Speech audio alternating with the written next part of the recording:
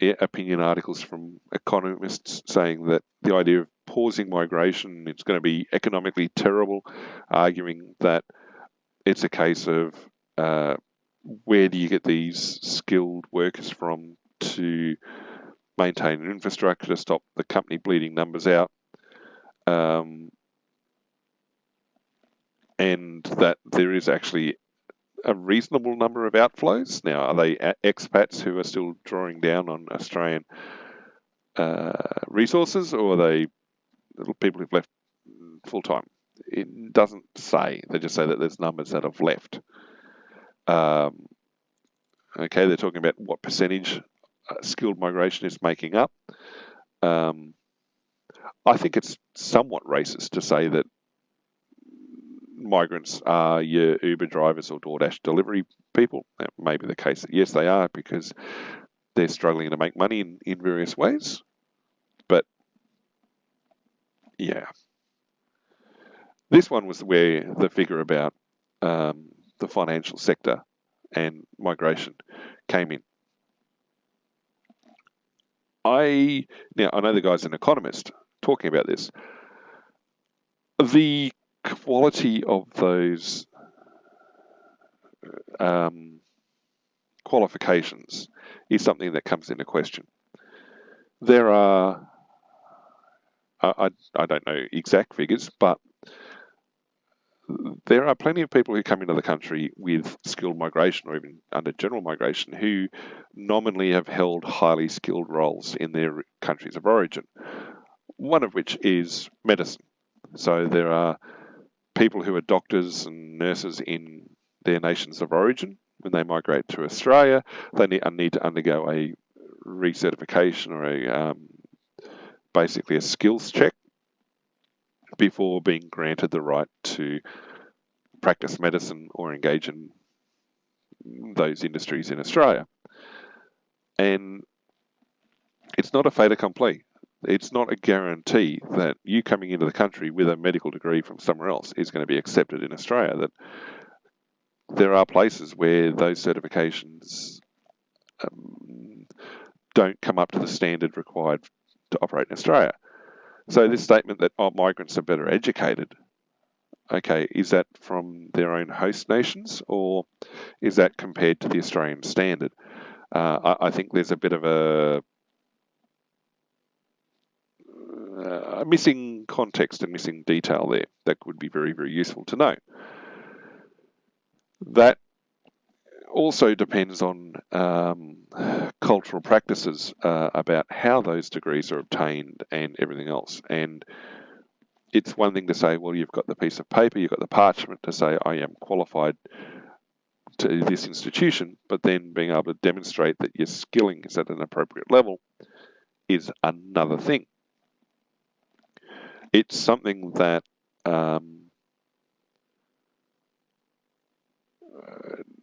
tends to be a bit of an not necessarily, well, some people openly talk about it, a lot of people openly ignore it. The idea that acquiring certification in some countries is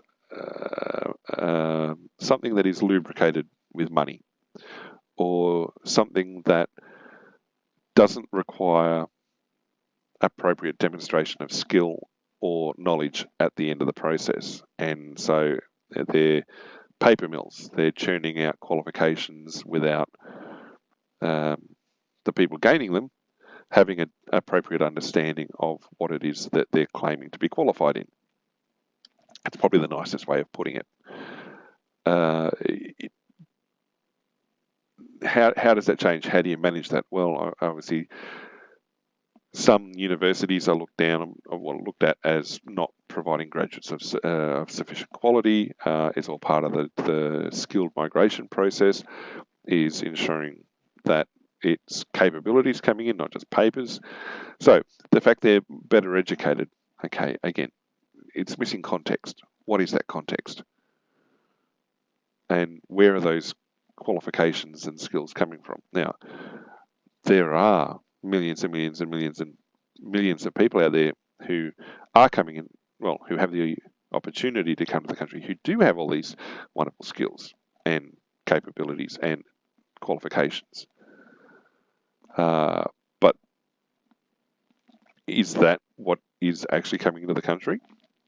Well, this guy's made a bit of a jump there, I think. There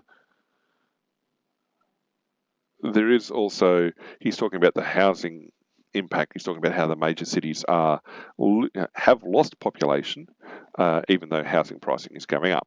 Well, it still doesn't help people who are of a lower socioeconomic status getting into housing. And so he's saying that basically depopulation will just further increase the pressure on existing infrastructure. And yes, he does point out that, yes, there's a lower tax burden, lower tax revenue. Again, that comes down to as well a change of demographics, inflation and everything else.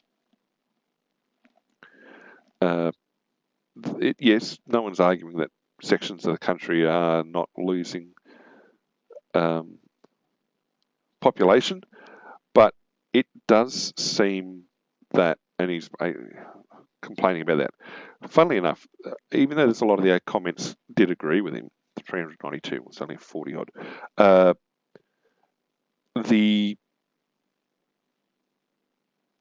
There were comments further down that were sort of highlighting that a lot of this isn't.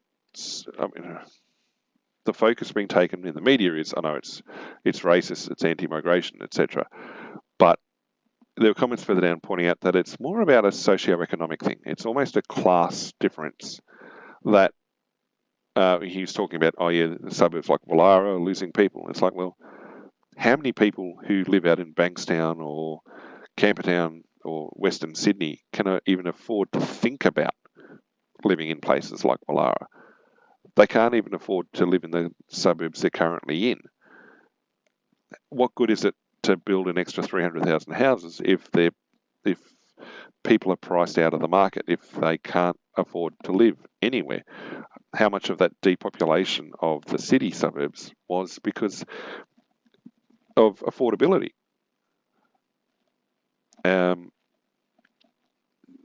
If the work isn't there now, so you want to put people through apprenticeships and things like that. That's a 4-year lead time before you become a qualified tradie, 3 to 4 years depending on the trade. These, like I said, was saying the other day, these infrastructure problems have lead time. It's not a quick fix. And commenters were saying that it takes, agreed with the position I said yesterday, it's not a single election cycle type fix. It's going to take years and years and years, and it's going to take effort and cost now to get the outcome that's needed down the track. And so, plus there's issues where you've got reducing numbers of people per household, as you've got empty nesters, so the older generations holding onto the housing once their family grows up and leaves home, if they had families. People who have families are having smaller families, all that sort of stuff. And so that's also putting pressure on housing supply as well. Now, some people are saying, yep, there's a degree of impact. Again, I was talking about Byron Bay the other day, where you've got difficulty of the locals to afford to live there because they've become holiday destinations, and people from the cities who've got more money come in and buy everything up and pricing out the locals. Plus, you've got short-term rentals and short-term leases at much higher percentages in those areas, which upsets the balance of accessibility in housing and things like that. So, yes, this is exactly what I've been saying, that there's a problem with infrastructure planning and support. COVID gave people an excuse for a period, but no, it's not the only problem. It's an example of the problem. So, yeah, it's... and people say, look, bring people in, but have a plan for it. Plan, show us the numbers. Sure, 300,000 people a year or whatever the number is, great. How many of those are skilled? How many of those skills are blue collar? How many of those are white collar? Like, are we looking at bringing in 200,000 plumbers? Well, what's the targeted breakdown? No one seems to be talking about it. There's some people pushing back. So it is interesting to see what's going on. But it is fair for people to point out that yes, a return to the policies or the practices of the past aren't going to fix the problems. I mean, John Howard, when he was Prime Minister, was trying to induce greater population numbers. There was a period there where he was saying that we need to increase birth rates, ideally back above replacement levels. And then for a while there, the slogan was have one for mum and dad, one for the country. So 3 kids, which would bring the the rate back above replacement levels.